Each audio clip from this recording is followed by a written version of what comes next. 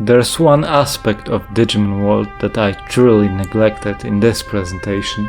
Well, I've talked about it quite a few times already, but never as its own thing. Something that, in my eyes at least, is very important in image building of the Digimon universe. Something that shows how bold and rebellious were its creators. And that something is...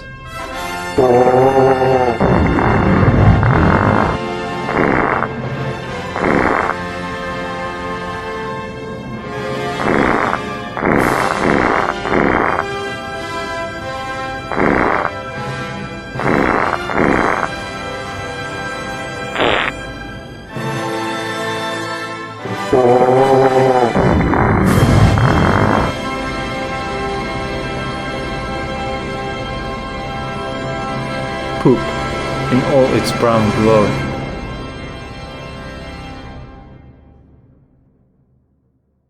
You have to admit that years ago showing poop and how it's made was a pretty ballsy move, especially if you sneaked it into media targeted to children. Maybe less so in Japan, seeing how popular and prevalent the imagery of cartoon poop was there, way before that emoji became pop culture symbol in the West.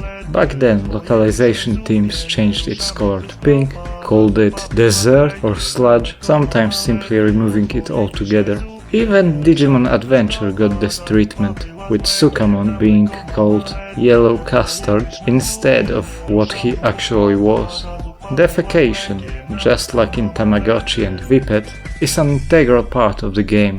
Here though, you have to actually prevent your creature from pooping on the floor, instead of simply cleaning up after the deed is done.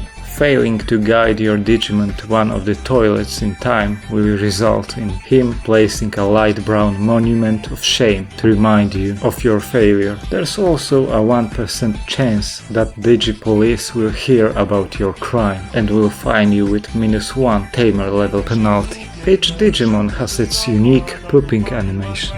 The size of poop and sounds surrounding the process depend on the size of your Digimon. Yeah, Bandai put in a disturbing amount of effort to portray the excrement appropriately. I'm pretty sure that during many visits to the Technique setup screen, the column on the very bottom had piqued your interest at some point. Filth. Yes, those madmen really did it. 1/7 of the whole Technique repertoire is basically weaponized toilet humor. Filth texts are quite fittingly shit.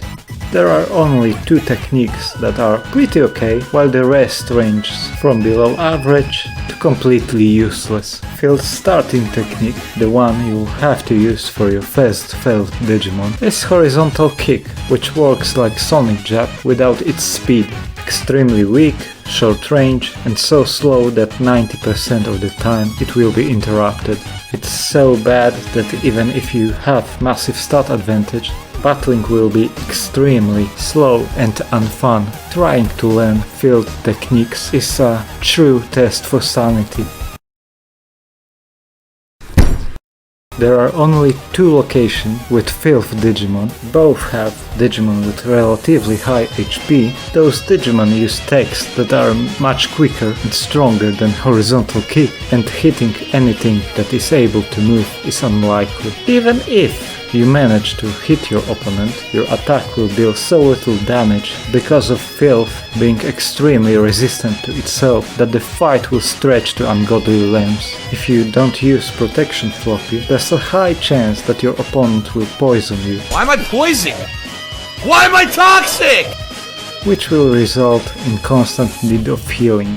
Waiting for your finisher to charge up is pretty much the only viable tactic. Each Filth champion uses the same finisher, named Party Time in NTSC, while PAL region throws out any hint of subtlety by simply calling it Feces. It is so weak that you will need multiple finishers to beat one Digimon. Personally, I would advise learning a better technique by training brains and then using it to learn the rest by fighting.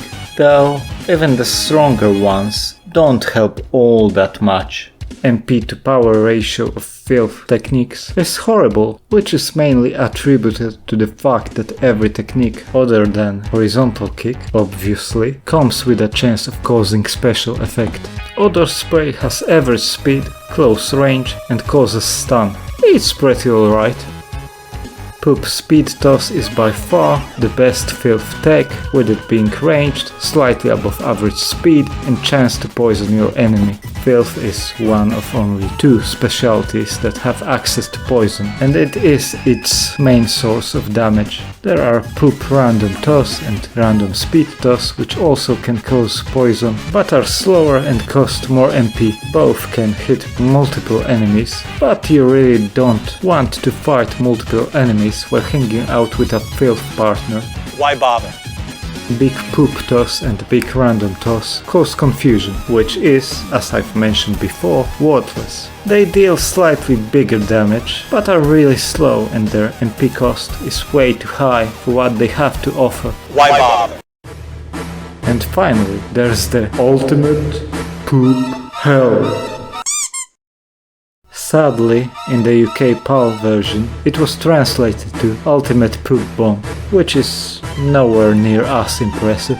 Weirdly enough, every Filth technique, besides horizontal kick, had its name changed. But I digress. Ultimate Poop Hell has the highest power of all Filth techniques, with 333, but also costs 333 MP. I see what you did there, Bandai.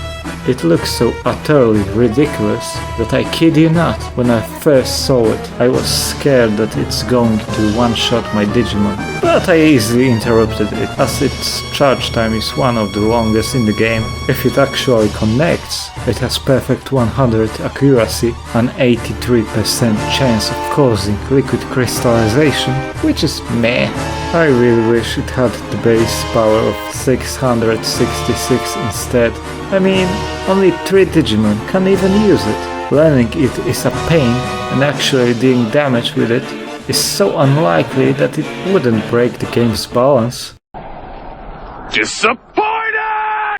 All in all, Filth techs are slow, weak, pricey, and with the exception of the ultimate tech, really likely to be blocked. No wonder that the best Filth Digimon is the one that can use other techniques.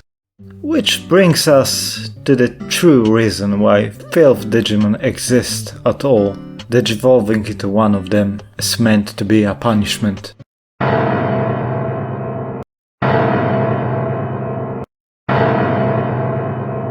In the original VPET, taking poor care of your rookie Digimon, failing to fulfill Digivolution criteria for any of the available champion forms, would result in it turning into extremely weak Digimon that could only use its feces as a way of protecting itself. Digimon World Rooster is based on first 4 versions of VPET, yet there are only 3 Filth champions. Vegemon escaped that fate and was promoted to a proper, useful Digimon. He is actually quite decent. Interestingly, his LCD form still uses poops as a method of attack, probably as a callback to his inglorious VPET past. Also, his card is in the lowest value tier, with Filth Digimon. The first member of the trio is Numemon, probably the most iconic Digimon in the game, even if for all the wrong reasons. Every rookie Digimon can digivolve into Numemon if they don't fulfill requirements for any of their other Digivolutions, mirroring Filth Digivolutions of VPET. When a rookie Digimon naturally becomes a champion, his stats increase depending on its Digivolution requirements. Meanwhile, digivolving into Numemon cuts rookie's stats by 20%. But wait, there's more! Every Filth Digimon from the Golden Tree gets a 20% penalty to training results, which makes building sensible stats incredibly difficult. Numemon also seems to get hungry more often, demands big portions, and makes caring about him a royal pain in the butt. He can only use filth techniques, which as I mentioned before are really bad, but his combat performance is further hampered by awkward overly long battle animations, be it movement, blocking or getting up after being hit, often allowing enemy Digimon to strike again. Designers did everything they could to make Numemon as bad as possible, and they did a bloody good job. When I was a young boy, I always called him Shit Eater, because, well, he's good at cleaning up after others or himself. Interestingly, snacking on dung pies have various positive effects, which increase with the size of eaten poop. Getting Numemon as first or even second champion is a death sentence, and basically dooms you to staying in the green gym and training brains till your Numemon dies and you'll be able to start again, wiser about how not to raise your Digimon. But Numemon hides a secret, though after all those years it's actually more like common knowledge. Remember Toy Town and the costume house? Bringing your Numemon here and examining Monzaemon costume will allow your Digimon to slip inside and digivolve into its ultimate form, with massive stat boost, a lifespan increase and much better training gains.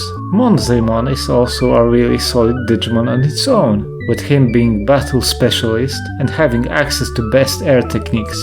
Also, his finisher doesn't hit the enemy immediately, which can be useful to interrupt other Digimon finishers. Having Monzaemon as a partner Digimon makes robots in the robot house more talkative, as they mistake our partner for their boss, the original Monzaemon. One of Tinmon explains that Monzaemon kidnapped one of Toy Town's residents and bunkered down inside the mansion, which is now conveniently unlocked, and it will stay unlocked even if your current Monzaemon dies. You also don't need to use the costume. Naturally, Digivolved Monzaemon will do just fine, but the requirements for Digivolving Numemon are insane and require either using a large amount of chips or a lot of planning with every or nearly every upgrade of the gym. To reach Monzaemon, we must climb through 3 floors first. To ascend to the next floor, we have to pick one of 3 doors with a question mark on them, just like in Let's Make a Deal. Picking the correct door will reveal a staircase leading to the next floor, while getting it wrong results with the game show buzzer sound and a metal washtub being dropped on our heads, a true Japanese comedic classic. Getting hit deals fractional damage to our Digimon. Avoiding tankmons on the second floor may seem impossible, but moving just enough to aggro them, then quickly opening menu and choosing to praise or scold will cause protagonists to do the animation, during which the contact with enemy Digimon doesn't initiate a battle. Most of the time, tankmons will lose interest and get away before the animation ends, allowing you to progress peacefully. This trick allows players to avoid battling most Digimon that are aggroed by player character. Sadly, it is useless against those permanently glued to one position. Third floor houses 3 clear Agumons, and it is best active money grinding spot in the game. Just bring a strong Digimon, preferably with a good area techniques, and collect 9,000 to 13,500 bits each time you win. Clear Agumon on the left has a broken dialogue script, which makes it unable to initiate battle with us. I never had a problem with being permanently stuck in a constant dialogue loop, but have that glitch in mind. Finally, we reach last room of the mansion, where disembodied voice orders us to choose one of the boxes. Monzaemon hides inside the small box, but picking large one doesn't really change anything, besides playing a little animation of cartoon bomb exploding in our faces, with some additional dialogue from Monzaemon. The explosion doesn't even do any damage. Monzaemon can be quite scary if you decide to fight him without doing any prior training. He uses muscle charge to maximize his offense, to then demolish you with Megaton Punch and Buster Dive. He also can use extremely powerful Thunder Justice. Equipping counter as one of your techniques is a great idea, as every blocked Megaton Punch will result in your Digimon dealing damage to the boss.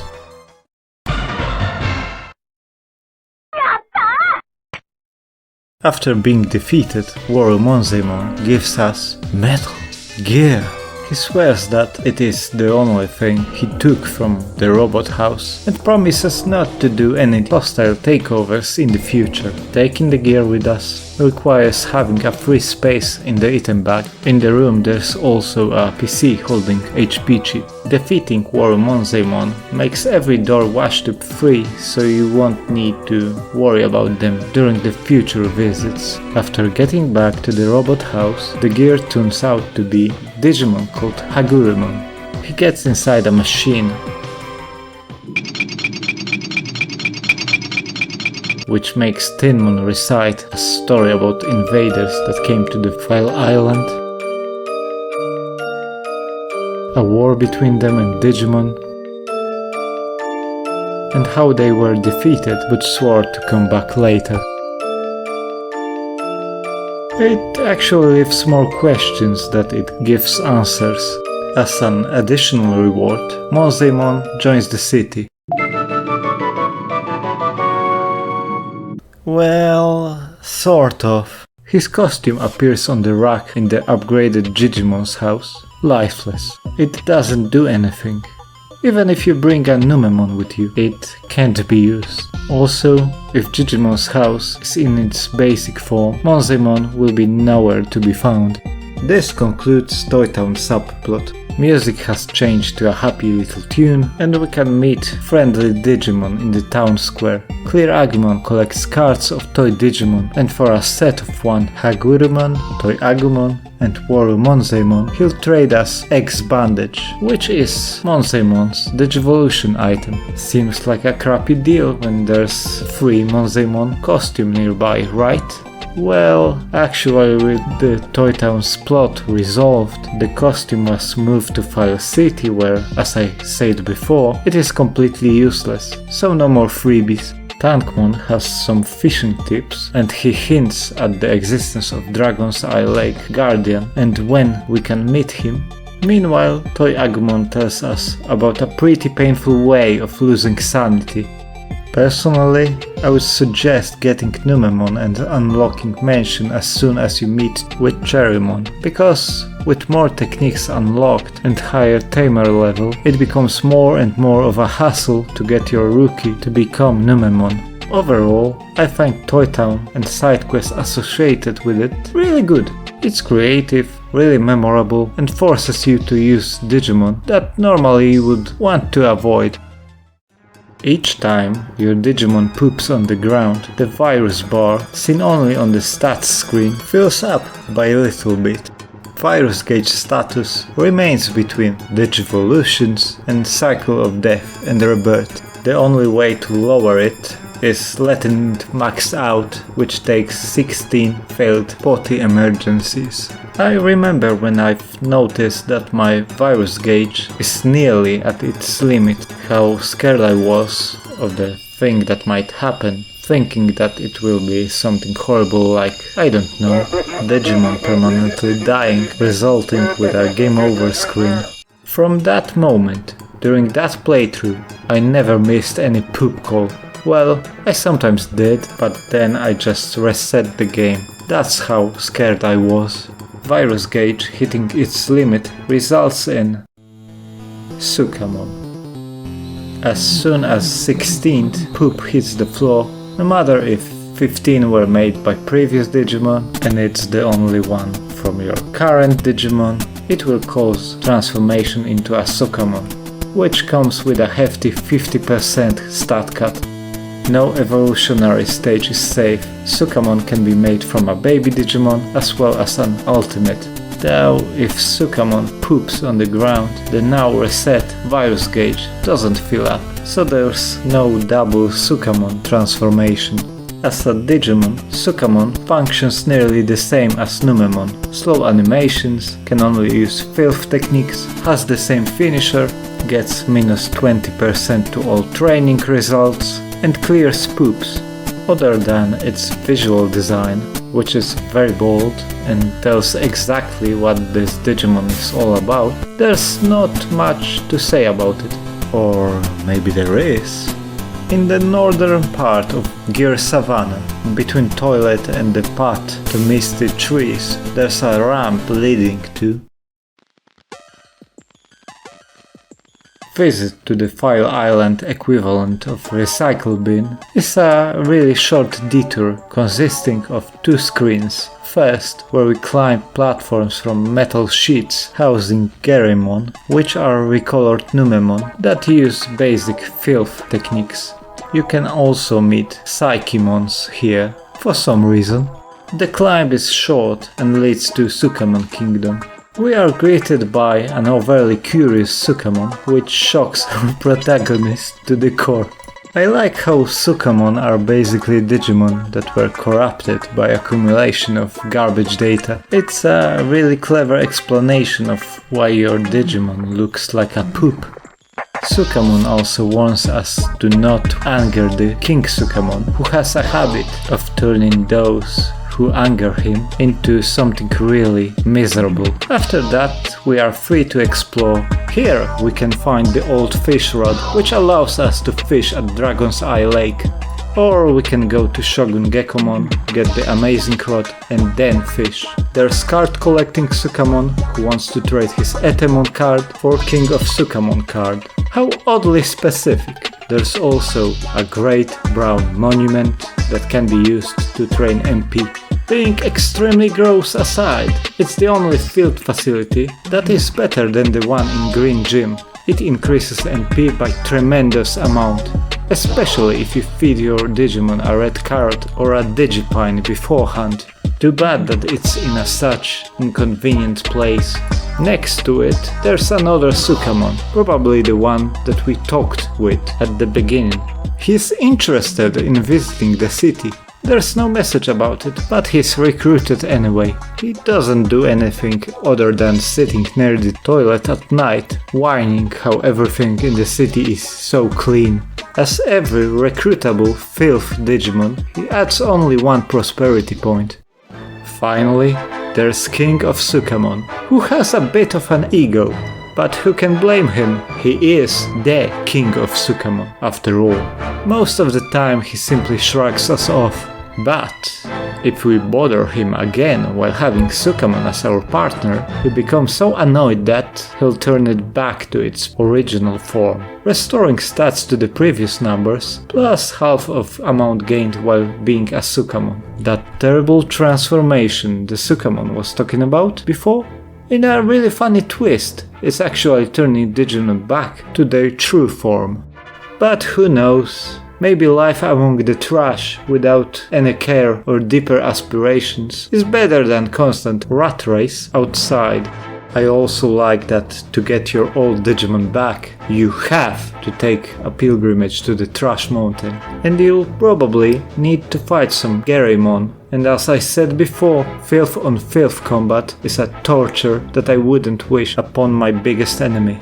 So even though the process is reversible, you need to work a bit for it. There's a lot of interesting quirks associated with desukamonization. It is treated as a Digivolution, so weight and care mistakes get reset. So if you screwed up something while trying to get a specific Digivolution, you can treat it as a get out of jail free card. What doesn't get reset is hours spent as a champion, so turning back can result in immediate Digivolution into Ultimate, especially good with Digimon that evolve into Mega Sidramon or Phoenixmon. If your Digimon was an Ultimate when he turned into Sukamon, reversing it will count as Ultimate Digivolution, again netting you another 4 days of lifespan. If, for whatever reason, you'll decide to keep your Digimon as Sukamon and you'll take good care of it and train enough, it's possible that it will digivolve into its exclusive ultimate form, Etemon. To be honest, there's a lot of similarities between Etemon and Monzaemon. In both cases, their costumes worn by their previous forms, they are battletech specialists with ability to use most effective air techniques, they are extremely hard to get naturally, though Etemon stats requirements are a bit more lenient. The most distinct feature of Etemon is ability to use two filth techniques to meme on your enemies: horizontal kick and ultimate poop hell. What I like about Etemon design is that he is just a Sukamon wearing a costume of a wannabe cool guy. Or in short, Etemon is literally full of shit. Remember that treehouse in Native Forest? The one with the message written on the door that told us to sod off? Coming here with 50 or more prosperity points will result with Etemon need-wrapping on us, dealing 30% of our Digimon max HP as damage before even starting the battle. As an ultimate Digimon, he's no slouch and can deal massive damage if you're not prepared, his main strategy being constant buster dive spam.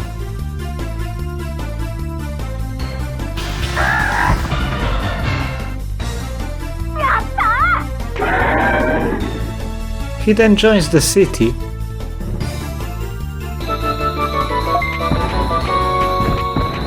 just to be immediately kicked out because acting like an idiot trying to make his own harem.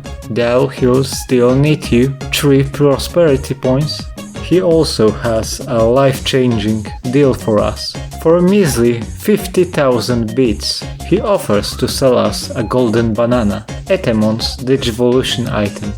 Digivolution items, as the name imply, turn a Digimon of evolutionary stage lower than the one of that item. So for example, Golden Banana will work only when fed to a champion. I have mixed opinions about Digivolution items.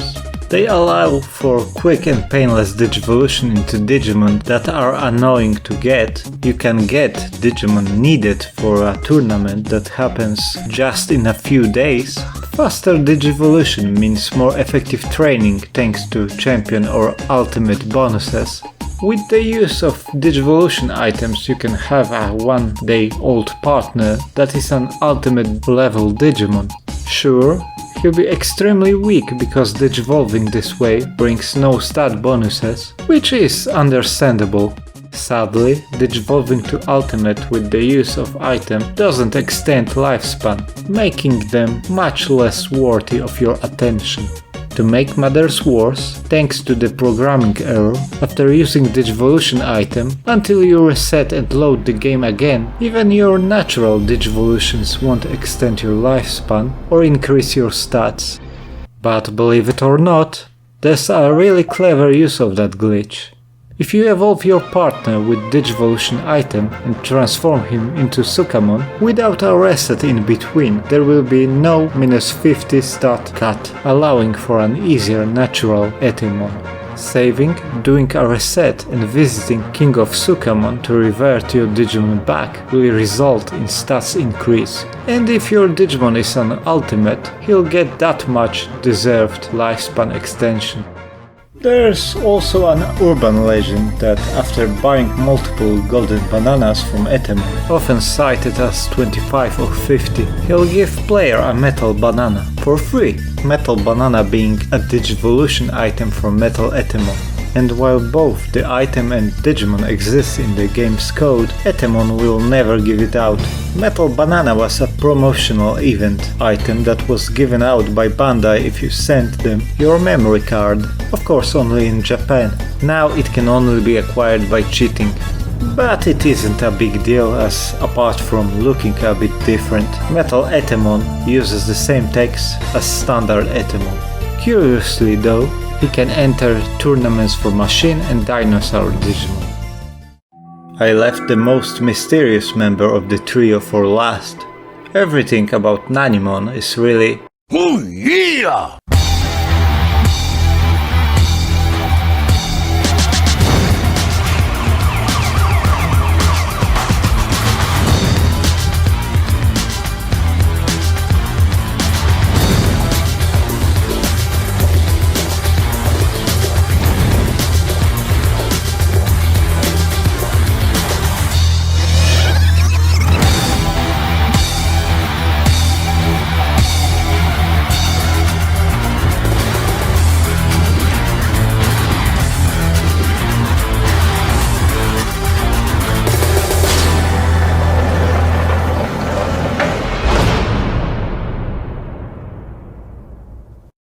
Interesting.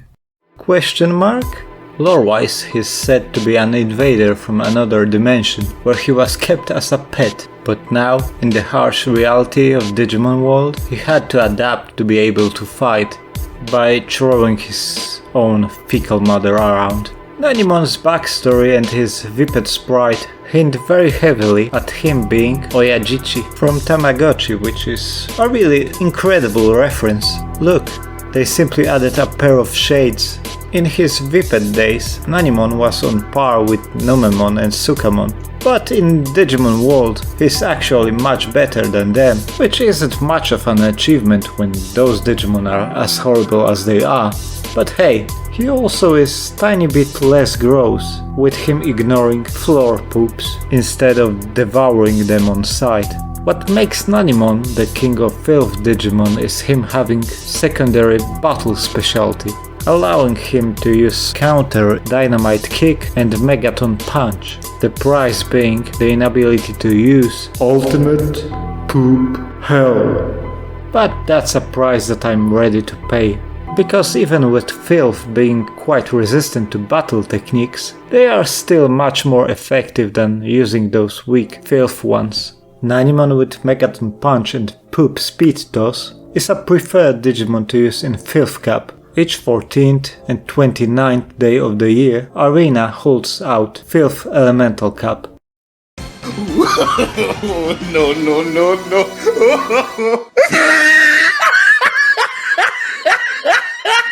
Only 3 Digimon can be registered to take part in it: Numemon, Sukamon and Nanimon.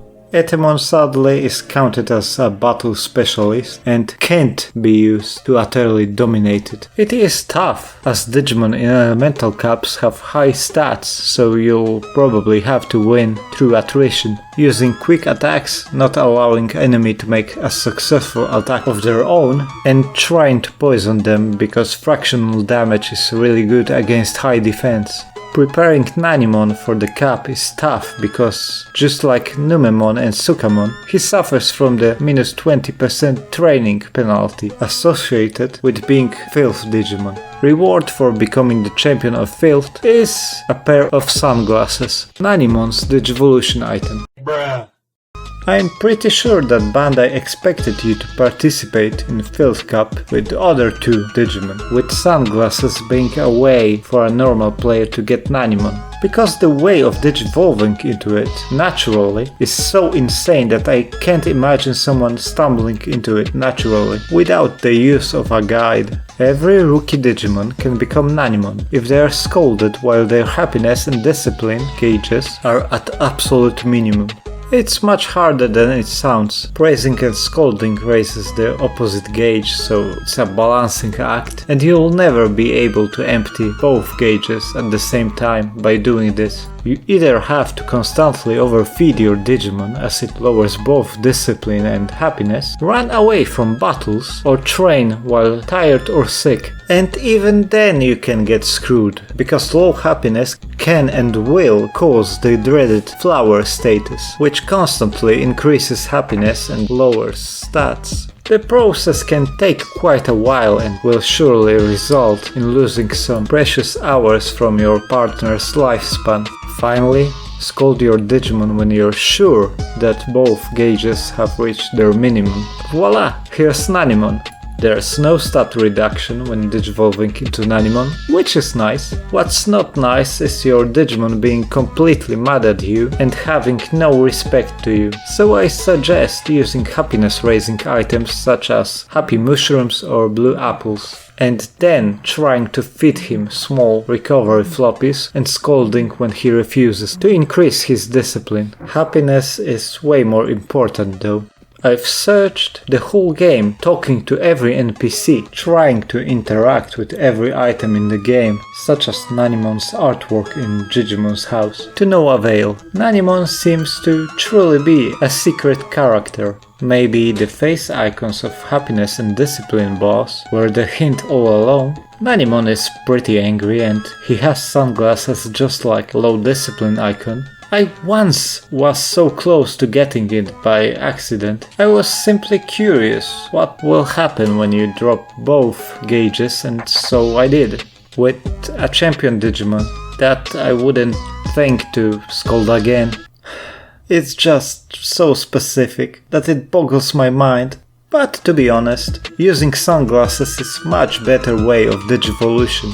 Nanimon doesn't get any stat increases anyway, and by doing it this way, you'll avoid wasting time on lowering and then building up happiness and discipline. Just remember to save and reset the game to avoid that Digivolution glitch. When revisiting previously explored locations, one may stumble upon wild Nanimon who's just chilling, minding his own business. Talking to him will make him panic and run off. During first encounter with him, he'll drop dimensional keychain, doubling the amount of items we can carry, so it's good to meet him as soon as it's possible. There are 5 possible encounters with Nanimon, each becoming available after recruiting specific Digimon. Ogremon's room in Ogre Fortress. You can meet Nanimon here after recruiting Waymon. This was my first time seeing Nanimon, and I remember being like, what the hell is that? Place where Meteormon resides in ancient Speedy region after recruiting Tyrannomon. Final room of Toy Mansion after recruiting Monzaemon.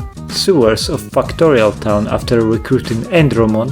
Leomon's Ancestor's Cave after recruiting Leomon.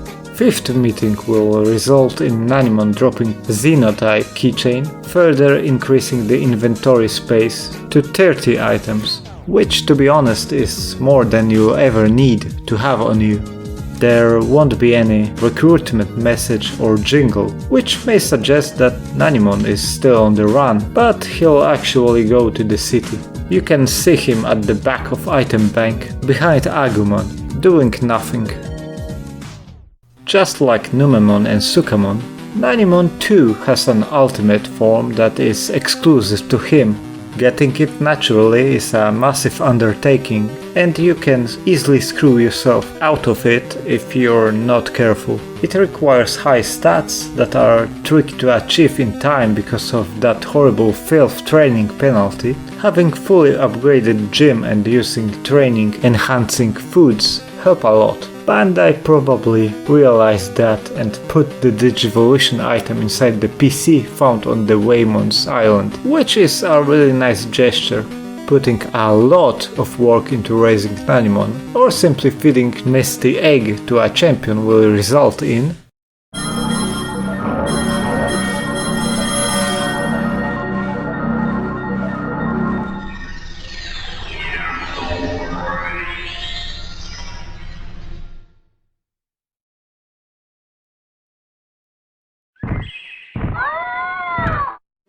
Can I say that I love the design of Digitamamon? It's probably my favorite Digimon design from the original Viped generation, which is saying a lot as those designs are excellent.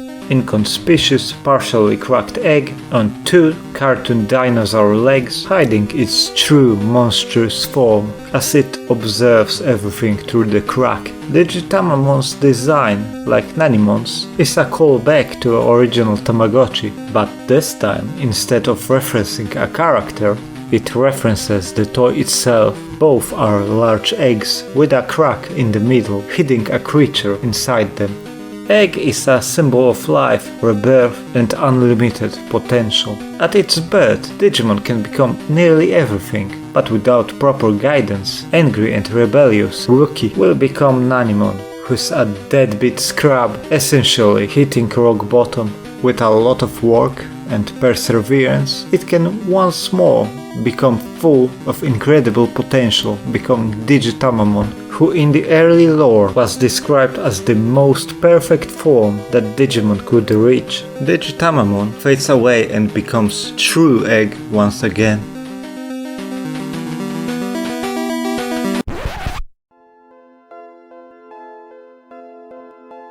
All that build-up just to reveal that Digimon World version of Digitamamon is probably the biggest disappointment of this game.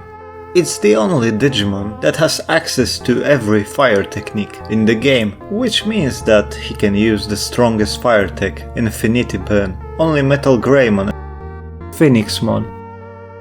and Meramon share this privilege. Even though fire techs aren't all that great, Digitamamon redeems itself with the ability to use best air techniques, along with 2 worthless ice techniques, which was a weird choice, but moves available aren't really the problem here.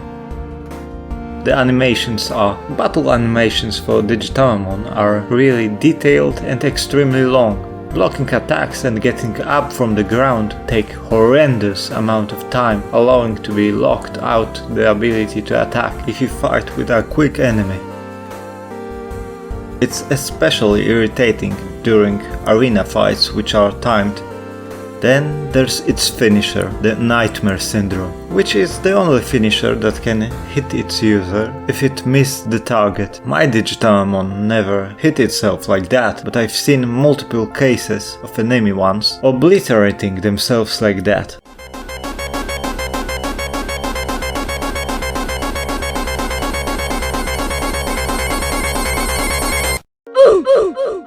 It is definitely unique, but not in a good way, as chance of eating about 2000 damage when using finisher, something that should always help its user, is a tough pill to swallow. Recruitable Digitamamon shows up very late, but after bringing him to the city, you can, with his help and the power of money, easily max out your Digimon stats.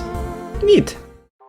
Filth, as in waste produced by every Digimon and the type itself, is a representation of garbage data and corruption caused by its accumulation. Each one of its 3 champions is a representation of a different failure one can make. Numemon, complete mistreatment and lack of support in reaching its potential. Sukamon, disregard for hygiene by just not paying enough attention.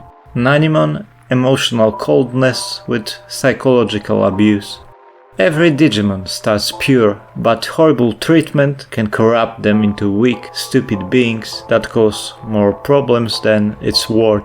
Ultimately, it's not their fault, they are simply a mirror of our mistakes. They are failure because we failed them first. But as Filth is the lowest of lows, they can only go up. It's far from being easy, but they can change. They'll need every little bit of effort a tamer can put out to do so. In the original VPET, Filth Digimon can easily lose a battle with a rookie Digimon, but in the end they can become the strongest Digimon of their version. That change and redemption is very heartwarming. Too bad that those ultimates got nerfed in the later iterations and now aren't all that special. Poop and Digimon associated with it are integral part of the Digimon universe, not only as something humorous and quirky to stand out from the competition, but also as an important thematic element. After all, both digital and real world have plenty of trash and shit, as those are integral part of existence. They may seem unwanted and can cause problems, but with a bit of effort, they can become something useful in the end.